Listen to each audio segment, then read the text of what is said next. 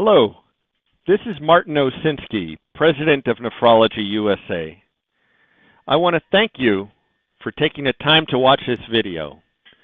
Over the next few minutes, I will be discussing the importance of the on-site visit, the actual opportunity to go out, either by plane, train, or automobile, and see the area and meet with your potential future practice. It is one of the most important aspects of the whole interview process. For the purpose of this video, since the vast majority of practice opportunities at this time in nephrology are in private practice, I will assume that is whom you will be visiting. Once you have decided to go out and visit a practice opportunity, the idea is to gain as much information as you possibly can so you can go do a thorough job of analyzing and comparing the opportunity. There are things you can observe in person on an interview that you would not be able to do in any other way.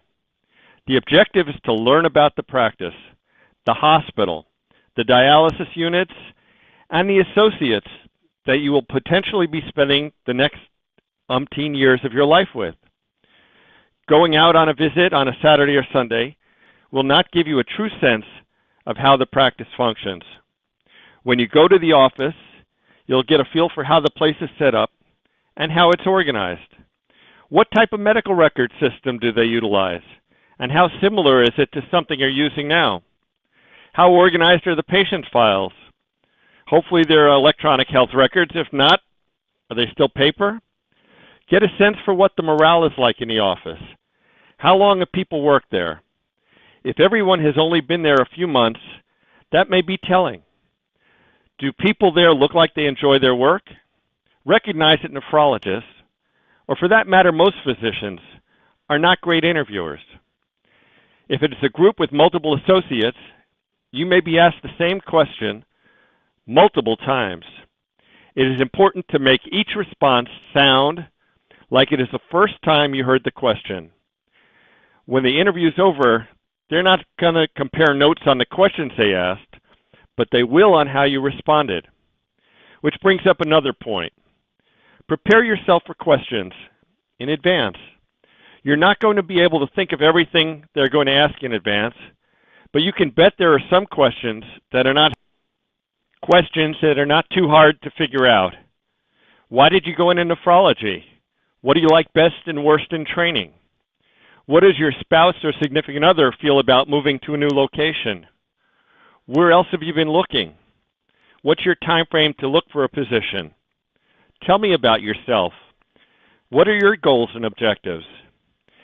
Practice your answers in advance, whether with someone else or looking in a mirror and recording your response. And be sure to say them out loud, not just in your head. It's stressful enough being on an interview in the first place.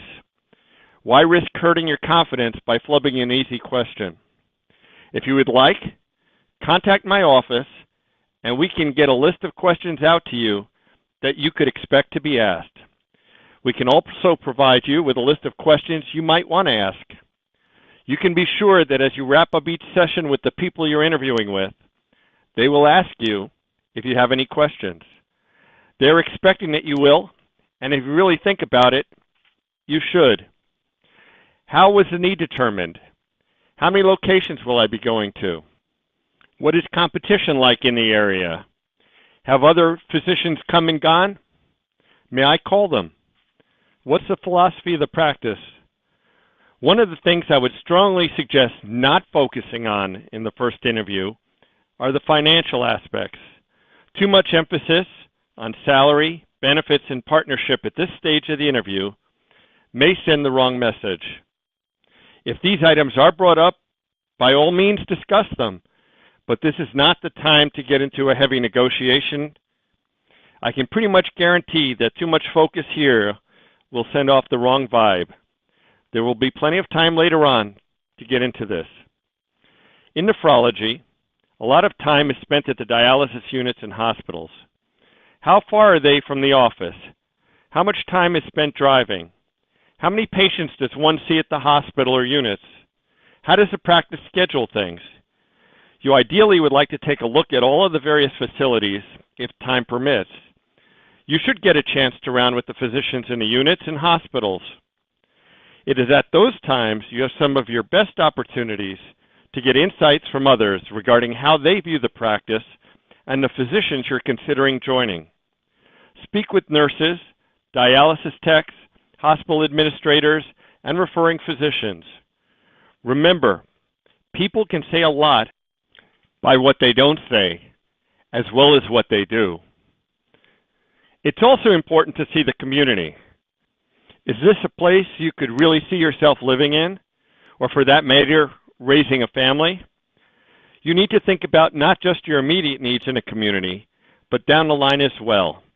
If you do not have children yet, but eventually plan to, what are the schools like? If you already have children, do any of them have special skills or needs that require something out of the norm? They have the amenities that you would want. If you're an avid theater goer, you can ask yourself, would a small town fulfill that need, no matter how much they pay you? Or if you enjoy the beach, would living in the middle of the country be too beach prohibitive for you? In this time of two-income couples, would a job opportunity for your spouse or significant other be available, should they choose to work?